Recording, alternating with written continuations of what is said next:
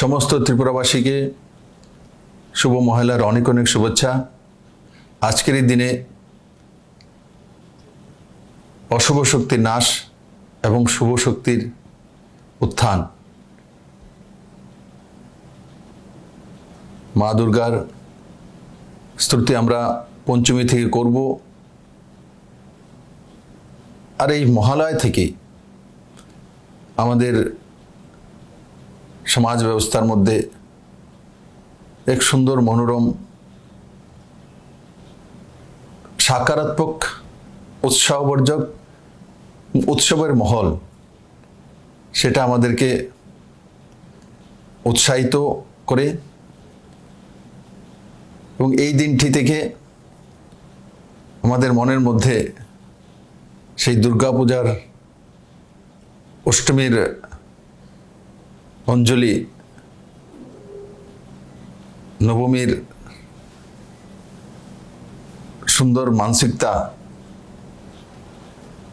এই পূজার যে দিনগুলো আছে সেই দিনগুলোকে সুন্দরভাবে পাড়া প্রতিবেশী আত্মীয় স্বজন পরিজন সবাইকে নিয়ে আর সেই উৎসবকে অনুভব করা, এই মহালয়া থেকে আমাদের মানসিকতার মধ্যে তা বিরাজ করে। আমি আশা করি ত্রিপুরাতে এক স্বনির্ভর মানসিকতা, মহিলা সশক্তিকরণ, যুবাদের মধ্যে নতুন কিছু করার এক সুন্দর মানসিকতা যে নরেন্দ্র ভাই মোদীর নেতৃত্বে তৈরি হয়েছে, সেটাকে প্রভাবমান করা। আর কোভিডের পরিস্থিতিতে মাননীয় প্রধানমন্ত্রীর যে নেতৃত্বে যেভাবে মোকাবেলা করে আমরা জয়ী হয়েছি, মা দুর্গার আশীর্বাদে আমরা সুন্দর ত্রিপুরা গড়ার স্বপ্ন দেখেছি।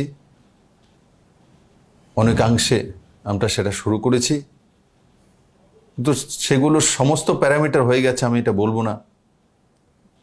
কিন্তু আজ ত্রিপুরার মানুষকে, ত্রিপুরার মাটিকে, ত্রিপুরার ছবিমুড়াকে, ত্রিপুরেশ্বরী মায়ের মন্দিরকে, ডুম্বুরকে আজকে ভারতবর্ষের যে কোনো প্রান্তের মানুষ চেনে, জানে, বোঝে। তাই আমি আশা করি এই মহালয়ের এই শুভ দিনে আমার নজওয়ান ছেলেমেয়েরা এবং যারা বুজুর্গজন আছেন, ওনারা তাদের যে সারা জীবনের এক্সপিরিয়েন্স রয়েছে সেটাকে নজওয়ানদেরকে উপহার দিয়ে এক আত্মনির্ভর ত্রিপুরা তৈরি করার মন্ত্র যে আমরা 2018 থেকে শুরু করেছি, সেই মন্ত্রকে শক্তিশালী করা, স্বাভিমানী মানসিকতা, আত্মনির্ভর মানসিকতা, সেটাই এক স্বনির্ভর ত্রিপুরা দিতে পারে।